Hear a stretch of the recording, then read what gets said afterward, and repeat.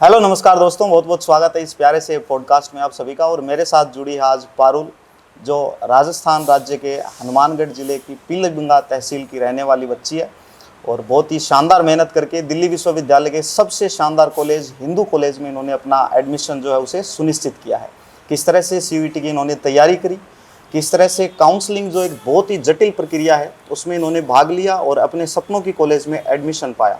तो मैं पारुल से एक बार कहना चाहूँगा कि पारुल, अपना साक्षात्कार, अपना परिचय, कहाँ की रहने वाली हो, सरकारी स्कूल में पढ़े थे या प्राइवेट स्कूल में पढ़े थे, हिंदी मीडियम हो कि इंग्लिश मीडियम हो, अपना एक बेसिक सा इंट्रोडक्शन जो होता है वो एक बार अपने सभी श्रोतागणों को आप दे दी। हेलो एवरीवन, मैं पारुल, मैं राजस्थान से रहने वाली हूँ, हनुमानगढ़ पीलीभीत से। मैं प्रकाश मॉडल से पढ़ी हूँ हिंदी मीडियम में। प्रकाश मॉडल स्कूल हिंदी मीडियम से आप पढ़े हो। Yes, आपके 11th और 12th में आपके क्या सब्जेक्ट थे? PCM और हिंदू कॉलेज के कौन से कोर्स में एडमिशन हुआ है? Chemistry honours. केमिस्ट्री ऑनर्स में आपका एडमिशन हुआ है। चलो, तो कुछ बेसिक से क्वेश्चन है वो मैं आपसे करता हूँ। जैसे सबसे पहला क्वेश्चन और सबसे इम्पोर्टेंट क्वेश्चन, जितने भी बच्चे इस वीडियो को देख रहे हैं, जितने भी पेरेंट्स इस वीडियो को देख रहे हैं, उन सभी के दिमाग में एक सवाल रहता है। चाहे कोई भी एग्ज़ाम हो, कोई एग्ज़ाम हो या फिर कोई और कार्यक्रम हो, सबसे पहले एक स्ट्रेटेजी बनाई जाती है, एक रणनीति बनाई जाती है। तो CUET UG जो परीक्षा है, इसकी तैयारी के लिए आपने कौन सी जो रणनीति है वह अपनाई थी? सर, मेरे PCM के सब्जेक्ट थे वो मैंने बेसिक मेरा स्कूल के साथ कवर था। उसके बाद मैंने मॉक टेस्ट दिए और MCQ वगैरह की प्रैक्टिस की और हिमालय हब से ऑनलाइन कोर्स लिया था, उनके जो क्वेश्चन थे वो सॉल्व किए थे। अच्छा, आपने जो कोर्स लिया था, कोर्स के साथ साथ आप क्वेश्चंस की प्रैक्टिस करते थे। Yes sir. मतलब आप ज़्यादा जोर इस बात पे डाल रहे हैं कि MCQs की प्रैक्टिस अधिक से अधिक बच्चे को करनी होगी। यस सर, क्योंकि थ्योरी लगभग स्कूल में कवर हो जाती है। MCQ जितने ज़्यादा हों उतने ज़्यादा MCQ करने की आवश्यकता है। इसके अलावा जैसे CUET की एग्ज़ाम आपने दी है, एग्ज़ाम दी है तो आप सिलेबस भी जानते हो, आप परीक्षा का पैटर्न भी जानते हो। तो आप थोड़ा सा ये बताइए कि अगर आपको मौका दे दें कि आपको डिसीजन लेना है ऑल ओवर इंडिया का, CUET एग्ज़ाम का पैटर्न आप चाहो तो बदल सकते हो, ना चाहो तो चाहे ना बदलो। एडमिशन होने की जो प्रोसेस है इसको चाहो तो बदल भी सकते हो। जैसे बहुत सारी यूनिवर्सिटी हैं, DU का CSAS पोर्टल, BHU का अलग पोर्टल है, तो ऐसे बहुत सारी यूनिवर्सिटी के अलग अलग पोर्टल्स हैं। कुछ यूनिवर्सिटी अपने समर्थ पोर्टल के माध्यम से एडमिशन देती हैं। तो आप चाहते हो कि इस प्रक्रिया में कोई बदलाव हो, और अगर बदलाव हो तो किस प्रकार का बदलाव हो? सर, एग्ज़ाम का पैटर्न है वो तो लगभग सही है, लेकिन जो काउंसलिंग की है प्रक्रिया वो थोड़ी जटिल है। उससे बार बार पता लगाना पड़ता है, चेक करना पड़ता है, तो उसमें थोड़ी दिक्कत आती है। चलो, सबसे बड़ी दिक्कत कहाँ आई आपको? DU में जब आपने हिंदू कॉलेज में एडमिशन पाया तो हिंदू कॉलेज के अलावा भी अपने साथ ऑप्शन में बहुत सारे कॉलेज थे, बट आपने इस कॉलेज को टारगेट किया होगा कि मैं एडमिशन लूँ तो हिंदू कॉलेज में ही लूँ। तो किस प्रकार से आपने काउंसलिंग करी, क्या क्या रिसर्च आपने करी, किस प्रकार से क्या किया आपने, एक बार सभी को बताएं। सर, पहले तो मैंने जितने भी DU के बेस्ट कॉलेज हैं उनके बारे में पता लगाया, उनकी जानकारी ली। फिर जैसे हिंदू कॉलेज था, ये साइंस की रैंकिंग में फर्स्ट है, तो मैंने और भी कॉलेज दिए। मेरी फर्स्ट चॉइस यही थी, हिंदू थी। और उसके बाद हमने एक बार जो काउंसलिंग के लिए फॉर्म फिल कर दिया था, उसके बाद क्वेरीज आ गई। फिर हमें 2-3 बार क्वेरीज फिल करनी पड़ी थी। वो थोड़ा मुश्किल था। क्वेरीज वाला सेक्शन भी आता है बच्चों के लिए। जैसे कोई मार्कशीट की आई होगी, माइग्रेशन की आई होगी, इस टाइप की कोई क्वेरी आई होगी, है ना, फीस से रिलेटेड कोई क्वेरी आ जाती है, तो क्वेरी को देख के बच्चों को कभी भी घबराना नहीं है। आपकी क्वेरी आराम से सोल्व हो गई थी। Yes sir. कोई परेशानी नहीं हुई, बस वो क्वेरी देखती एक बार यूँ हो गया कि ये क्या हो गया, ये क्या आ गया सामने, है ना। हाँ, एक बार ऐसे हो गया था कि ये कैसी दिक्कत आ गई। चलो, थोड़ा सा आपका यही कहना है कि पैटर्न जो है परीक्षा का वो ठीक है, बराबर, उसमें कोई बदलाव नहीं होना चाहिए। लेकिन जो ये काउंसलिंग वगैरह की जो प्रोसेस है, एडमिशन की जो प्रोसेस है, ये या तो सभी के लिए एक सिंगल प्लेटफॉर्म हो जाना चाहिए। जैसे DU के जितने भी कॉलेज हैं सभी के लिए एक सिंगल प्लेटफॉर्म CSAS पोर्टल है। इस प्रकार से ऑल ओवर इंडिया की जितनी भी सेंट्रल यूनिवर्सिटीज़ हैं या स्टेट यूनिवर्सिटीज़ हैं, सबको एक ही पोर्टल पे ले आना चाहिए, ताकि एक बच्चा है वो एक ही चार्ज के अंदर और ज़्यादा से ज़्यादा यूनिवर्सिटीज़ को चूज़ कर सके, ज़्यादा से ज़्यादा कोर्सेज को चूज़ कर सके और मेरिट के आधार पर उसका एडमिशन हो जाए। यस सर, फिर उससे थोड़ी परेशानी कम हो जाएगी। और जो एक बार जो काउंसलिंग के लिए हम प्रोसेस फॉलो करते हैं वो थोड़ा मुश्किल होता है, तो कई बार हमसे गलती हो जाती है, इस चक्कर में एडमिशन नहीं हो पाता बच्चे हाँ का। बिल्कुल, एक माइनर सी भी अगर मिस्टेक हो जाती है आपकी काउंसलिंग के प्रोसेस में, तो चाहे आपने कितने अच्छे मार्क्स हासिल करे हों, कहीं ना कहीं अगर छोटी सी गलती होगी तो आपका एडमिशन रुक जाएगा। आपका है कोई ऐसी, आपकी कोई फ्रेंड है ऐसी, आपकी दोस्त है कोई, आपकी रिश्तेदारी में कोई है जिसका एडमिशन एक छोटी सी गलती से रुक गया हो? नो सर, ऐसा तो कोई नहीं है। कोई नहीं है ऐसा? कोई जानकारी में है ही नहीं, कोई क्लासमेट वगैरह कोई नहीं है? नहीं सर। चलो बहुत अच्छी बात है, सभी का अपना अपना सौभाग्य है। चलो अब आप मुझे ये बताओ कि CUET UG की इस तैयारी में आपके परिवारजनों ने और आपके दोस्तों ने क्या भूमिका निभाई?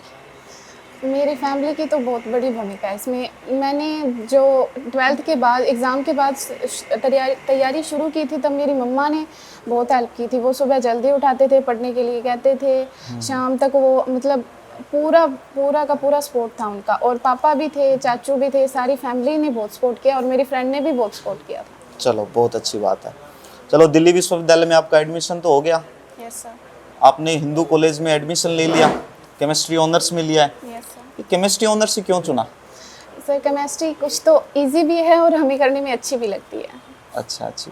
अच्छा मुझे ये बताओ कि अगर किसी कारणवश आपसे कोई गलती हो जाती काउंसलिंग वगैरह में, आपका एडमिशन नहीं हो पाता, तो ऐसा बहुत सारे बच्चे करते हैं कि छोटी सी गलती हो जाती है जिसकी वजह से वो अपने नियर बाई किसी भी प्राइवेट कॉलेज के अंदर अपना एडमिशन ले लेते हैं कि साल भर अपनी ख़राब नहीं हो इस चक्कर के। तो आपका अगर ऐसे एडमिशन कैंसिल हो जाता, आपके मार्क्स भी बहुत बढ़िया हैं, आप बहुत ब्रिलियंट स्टूडेंट भी हो, फिर भी किसी ना किसी छोटी मोटी गलती, हज़ारों विद्यार्थियों का होता है, हर साल होता है, अगर हो जाता तो क्या बैकअप प्लान था आपके पास? अभी 1 साल की और तैयारी कर लेते। तैयारी करते। Yes. बहुत बढ़िया। तो मैं सभी बच्चों को यही कहना चाहूँगा कि अगर आपने सपनों में किसी कॉलेज को संजो रखा है तो अपने सपनों के साथ कभी भी समझौता मत करना। समय 6 महीने, 1 साल, 1.5 साल भले ही और लग जाएं, लेकिन आपने जिस कॉलेज को टारगेट किया है, जब तक उसमें एडमिशन ना हो, पीछे पड़े रहो, पढ़ते रहो, मेहनत करते रहो। जैसे आपका कोर्स है केमिस्ट्री ऑनर्स, तो ये जो केमिस्ट्री ऑनर्स है, ये भविष्य में जब आप अपने करियर निर्माण के लिए जाओगे तो उसमें किस प्रकार से योगदान देगा? केमिस्ट्री ऑनर्स से सर बहुत सारी फील्ड निकलती है, जैसे? जैसे रिसर्च के अंदर चले जाओ, सिविल सर्विसेज तो सभी के लिए होती है, प्रोफेसर हो गया, रिसर्च हो गया, फार्मेसी हो गई, मतलब केमिस्ट्री ऑनर्स से लगभग सभी फील्ड में जा सकता है बच्चा। चलो ठीक है, बहुत अच्छी बात। अब आप एक बार ये बताओ कि CUET UG की जो तैयारी करने वाले बच्चे हैं, उनको आप ऑनेस्टली क्या सलाह दोगे, क्या सजेशंस दोगे? कि क्योंकि अब आप उनके सीनियर हो चुके हो, कल वो DU में आएंगे, आप सेकंड ईयर में चले जाओगे, तो आप उनके ऑब्वियसली सीनियर हो। आप भी अपने सीनियर की हमेशा बातें माना करो, आपके सीनियर आपके गुरुजन समान है, तो उनकी बातें हमेशा माना करो। तो आप अपने जूनियर्स को जो तैयारी कर रहे हैं और जो कल DU में आ रहे हैं, कुछ हिंदू में भी आएंगे, हंसराज में भी आएंगे, किरोड़ीमल में भी आएंगे, और भी बहुत सारे कॉलेज हैं जिनमें उनका अच्छे अच्छे कॉलेजों में एडमिशन होगा, तो उनको आप क्या कहना चाहोगे कि CUET की तैयारी करो और दिल्ली यूनिवर्सिटी में पहुंचो, लेकिन इसके लिए लगन से, मेहनत से, समर्पण के साथ कैसे तैयारी करो, क्या कहना चाहोगे? पहली बात तो जैसे CUET की तैयारी करते हैं तो हमारा लगभग बेस हो जाता है, हमें ज़्यादा से ज़्यादा उसके बाद एग्ज़ाम 12th के एग्ज़ाम के बाद ज़्यादा से ज़्यादा मॉक टेस्ट हो गए, MCQ हो गए, इनकी प्रैक्टिस करनी चाहिए। साइंस वाले बच्चे होते हैं, उनका थोड़ा GK होता है, वो थोड़ा वीक होता है, तो उनको उनकी अलग से तैयारी करनी चाहिए।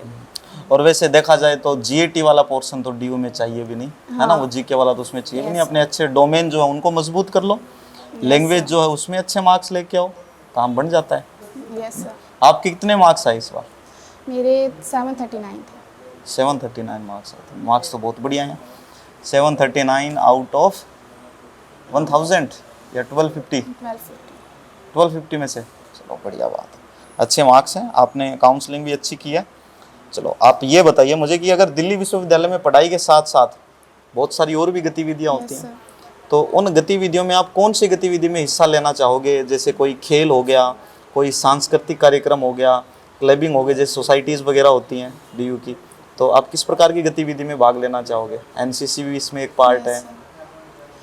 अभी तो मैंने इन सब के बारे में कुछ ज़्यादा सोचा नहीं है, लेकिन जैसे हो गया NCC हो गई, ये अच्छी है NCC।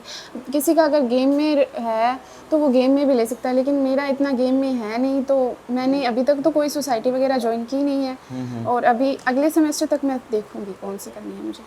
चलो ठीक, आप अब ये बताओ, बहुत ही इंपॉर्टेंट है और थोड़ा सा फनी भी में भी हो सकता है। जैसे मानो कि आज वो दिन है कि आज शाम को आपको पता चलने वाला है आपको कौन सी कॉलेज मिलेगी, है ना, सीट एलोकेशन फर्स्ट राउंड आज, और सुबह उठ गए, आप उठ गए, मुंह धो लिया, नहा लिए, उसके बाद सुबह से लेके और शाम के 5 बजे तक आपके दिमाग में क्या क्या चलता रहा? ऐसे हो गया तो मैं क्या करूँगी, ऐसे नहीं हुआ तो मैं क्या करूँगी? पहली बात तो उस दिन बहुत ज़्यादा प्रेशर था माइंड पे कि कॉलेज कौन सा मिलेगा, अच्छा होगा या नहीं होगा, कौन से कैंपस से मिलेगा, ये सारी टेंशनें थी। लेकिन 5 बजे तक जब रिज़ल्ट आ गया तो सारी टेंशनें ख़त्म हो गई थी। अच्छा अच्छा। और जब रिजल्ट आया और जब देखा, फर्स्ट राउंड में मिल गई आपको हिंदू Yes. कॉलेज, है ना? फर्स्ट राउंड में मिल गई। जब आपने देखा हिंदू कॉलेज मुझे मिल गई, तब कैसा लगा? तो सर बहुत ज़्यादा एक्साइटमेंट थी, बहुत ज़्यादा खुशी थी, बता ही नहीं जा सकती, इतनी खुशी थी। अच्छा, चलो बहुत अच्छी बात है। ईश्वर आपको ऐसी खुशियां हमेशा देता रहे जीवन में। एक और सवाल मैं आपसे पूछता हूँ, दिल्ली विश्वविद्यालय के कैंपस में पहुंचने पर पहली बार क्या देखकर आपको सबसे ज़्यादा खुशी या आश्चर्य हुआ? जैसे आप दिल्ली विश्वविद्यालय आए हो, तो ये नहीं है कि सिर्फ आप दिल्ली विश्वविद्यालय आए हो, आप देश की राजधानी भी आए हो, बहुत बड़ा शहर है दिल्ली। तो कौन सी चीज़ है जिसे देख के आपको बड़ा ही आश्चर्य हुआ या खुशी महसूस हुई, या आपने वो चीज़ देख के बार बार सोचा होगा? जैसे मैं अभी दिल्ली आया हूँ, तो मैंने एक बिल्डिंग देखी और मैं उसके बारे में यूँ सोच रहा कि अगर ये बिल्डिंग गिर गई तो मैं इधर भागूं कि उधर भागूं। तो इस तरह के कुछ भी सवाल आ जाते हैं आदमी। Yes. आपके क्या आया होगा? हमने जब पहली बार कैंपस देखा तो हमें वैसे एक्साइटमेंट तो बहुत था और हैरानी भी बहुत हुई, क्योंकि कॉलेज बहुत बड़ा था, कैंपस भी था। हमारे कॉलेज के अंदर एक रिसर्च सेंटर भी है। हमने पूरे गांव के जितना बड़ा कॉलेज का कैंपस होगा। यस सर, हमारे कॉलेज के अंदर रिसर्च सेंटर भी है, तो हमें सबसे ज़्यादा एक्साइटमेंट तो वो देख के हुई थी। अच्छा, चलो मुझे ये बताओ कि अगर मान लो आपका CUET UG के थ्रू DU में एडमिशन नहीं होता, आप कह रहे हो मैं फिर से तैयारी करती, यस सर। ठीक है, चलो फिर से तैयारी करते, आपको 6 महीने फिर से पढ़ना पड़ता, लेकिन बोर्ड्स के और एग्जाम के बीच में 30 से 40 दिन का समय मिला, यस सर। है ना? समय मिल गया आपको, आपने तैयारी करी, आपने एग्जाम दे दी, किसी कारणवश आपका एडमिशन नहीं हुआ और आपको मिल जाए कहीं से टाइम मशीन, आपके पास मौका है कि मैं उस टाइम मशीन के थ्रू टाइम को पीछे घुमा दूं, तो उस टाइम मशीन से आप टाइम को पीछे घुमा के फिर क्या बदलाव लेके आते हैं ऐसा जिससे कि हाँ अब तो मेरा पक्का होगा ही होगा? ज़्यादा से ज़्यादा ये कर लेती कि तैयारी अच्छे से कर लेती, तैयारी तो आपने अच्छे से की थी, और ज़्यादा मेहनत कर लेती, मतलब क्वेश्चन वगैरह। मार्क्स बहुत बढ़िया है आपके, मार्क्स में कोई दिक्कत नहीं है। मान लो आपके 700 मार्क्स आए हैं, Yes, है ना, आपकी कैटेगरी की कोई और बच्ची है, उसके भी 700 मार्क्स पे उसका एडमिशन हो गया, आपका नहीं हो पाया क्योंकि आपने मिस्टेक कहाँ करी? काउंसलिंग में या प्रेफरेंस फिल करने में आपने कहीं ना कहीं CSAS पोर्टल पे मिस्टेक करी। अब टाइम मशीन आपको मिल गई, या आप जितनी पीछे ले जाओ उसको टाइम मशीन को, चाहे फैब में ले जाओ जब फॉर्म भरे जाते हैं, अगर वहाँ भी आपने मिस्टेक किया NTA के फॉर्म के अंदर, तब भी आप उसको ठीक कर सकते हैं। Yes sir. तो फिर आप उसको किस प्रकार से उपयोग में लेते हैं कि मैं अपनी काउंसलिंग जो है, अपनी प्रेफरेंस जो है वो प्रॉपरली वापस लगाऊं? कैसे, कोई रिसर्च करते, किसी से पूछते, किसी से सलाह लेते, क्या करते? तो फिर मैं मेरी प्रेफरेंस दोबारा तैयार करती, इस बार अच्छे ढंग से तैयार करती, कोई मिस्टेक ना हो ऐसी। अच्छा अच्छा। उसके बाद टाइम मशीन को फेंक देते हैं, टाइम मशीन को पास में रख के आगे वापस भी कभी उपयोग में लेते? फेंकना तो गलत है। फेंकना गलत है, वापस ऐसी चीज़ तो वापस से कभी काम में आ जाए, है Yes, ना? sir. कि कल को UPSC दूंगी मैं। अच्छा, भविष्य में क्या करने का विचार है? UPSC का ही? अभी इतना हमने सोचा नहीं है, लेकिन यूपीएससी का तो मेरा कम नहीं है। कम है UPSC का, मेरे मतलब research अपने हो गया, सब्जेक्ट में प्रोफेसर केमिस्ट्री हो में ही गया। और आगे Yes, जाऊँ मैं, है ना, नेट वेट कर लूँ केमिस्ट्री में, JRF हो जाए, प्रोफेसर, PhD वगैरह, research में, ऐसे हाँ। असिस्टेंट प्रोफेसर की तैयारी कर लूँ, इस तरह से, है ना? Yes sir. चलो बहुत अच्छी बात है। और आपके लिए दिल्ली विश्वविद्यालय में पढ़ाई का मतलब सिर्फ डिग्री हासिल करना है या उससे भी कुछ ज़्यादा है?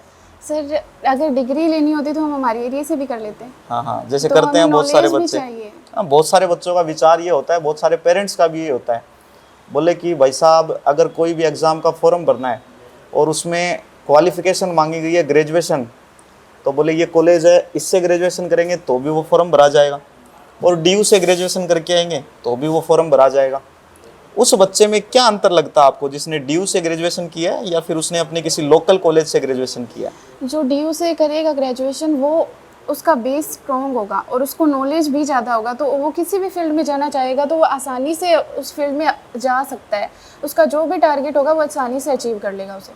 मतलब कुल मिला के ये है कि DU में पढ़ने वाला जो विद्यार्थी है उसका ओवरऑल डेवलपमेंट होता है। Yes sir. किताबी ज्ञान तो उसके पास आता ही आता है, Yes. बाकी कंप्लीट जो सांसारिक सुख है, सांसारिक ज्ञान है, उसकी भी उसको उसकी अच्छे से अनुभूति पर्सनैलिटी हो भी जाती है। डेवलप होती है। हाँ, व्यक्तिगत रूप से भी वो और ज़्यादा डेवलपमेंट पाता है। Yes sir. चलो ठीक है, और आप अपने श्रोतागणों को क्या कहना चाहोगे? जैसे आपने तैयारी भी करी, हमारे साथ मिलके आपने अपनी तैयारी करी, यस सर। तो आपके क्या विचार हैं, आप क्या कहना चाहोगे? सभी को एक बार जरूर बताएं।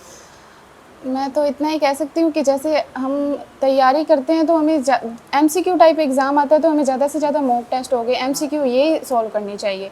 इसी एग्ज़ाम के पैटर्न के हिसाब से अगर हम तैयारी करेंगे तो हमारी सिलेक्शन होने के चांसेस ज़्यादा होते हैं। अच्छा, आपने शुरू में भी ये बात कही थी MCQ वाली, है ना? वहाँ एक क्वेश्चन मैंने स्किप कर दिया था कि आपने तैयारी करी तो थी CUET की, है ना? यस सर, आपने तैयारी ऑफलाइन की थी या हमसे ऑनलाइन जुड़ के की थी? ऑनलाइन जुड़ के की थी। आप ऑनलाइन थे हमारे कोर्स में थे कि उसमें MCQ जो हमारी टेस्ट सीरीज होती है उसमें? नहीं, मैंने पूरा कोर्स लिया था। पूरा ही फाउंडेशन लिया था जिसमें कोर्स भी है, टेस्ट सीरीज Yes, भी है, sir. दोनों चीज़ें। तो आप जो टेस्ट देते थे वो चैप्टर वाइज देते थे या फिर 4-5 चैप्टर एक साथ हो गए उसके बाद इकट्ठे टेस्ट दे रही हूँ, वो क्या सीन था? मैंने चैप्टर वाइज भी दिए थे और जैसे कंबाइन आए थे उनको भी सॉल्व किया था। अच्छा अच्छा, जैसे जो मेजर टेस्ट आते हैं Yes, 3 चैप्टर को मिला के कोई टेस्ट हो गया, वो भी दिए। अच्छा, टेस्ट जो दिए हैं आपने, टेस्ट देने के बाद आपने सिर्फ रिजल्ट ही देखा था या कुछ और भी देखा? जो रिजल्ट देखा उसके बाद जो क्वेश्चन गलत हुए उन्हें सही करने की कोशिश की। बिल्कुल, उनके सभी पीछे का विद्यार्थियों को result यही जाना। करना चाहिए। मुझे यही आंसर सुनना था। रिजल्ट तो देखा ही देखा, लेकिन साथ में ये जरूर देखा कि सवाल कितने गलत हुए वो कौन कौन से सवाल गलत हुए, और वो गलत हुए तो क्यों हुए, ये कारण ढूंढना। ये प्रोसेस की थी। Yes sir. इसी वजह से आज हिंदू में पढ़ रही है, केमिस्ट्री ऑनर्स में पढ़ रही है। तो बच्चों, आप भी अपनी तैयारी कीजिए। आपके जो भी क्वेश्चंस हैं, जिस भी प्रकार के क्वेश्चंस, आप हमारे हेल्पलाइन नंबर पे कभी भी कॉल करके हमसे संपर्क करके और जानकारी ले सकते हैं। कोई घबराने वाली आवश्यकता नहीं है। तो पारुल, अब आप अपने एंड से बच्चों को जो कुछ भी कहना चाहते हो उनके भविष्य के प्रति, क्योंकि आप DU में आ चुके हो, आपको सिर्फ किताबी ज्ञान नहीं है, अब आपको और भी ज्ञान है ना, तो आप बच्चों को वो 2 बातें और बता दो जिससे कि बच्चों का और डेवलपमेंट हो। सर और तो मैं क्या बताऊं, यही धीरे कि धीरे सीखोगी और बातें DU में Yes, पढ़ते sir. पढ़ते, मतलब अपन साल भर बाद में वापस मिलें Yes, तो और बातें बताओगे पक्का? Yes sir. चलो ठीक है, बहुत बहुत धन्यवाद। एक तो आप अपने इस प्रोग्राम में पधारे हो अपना समय निकाल के, है ना, और पढ़ते रहो, स्वस्थ रहो, मस्त रहो। दोस्तों, thank you thank you very very much. Much.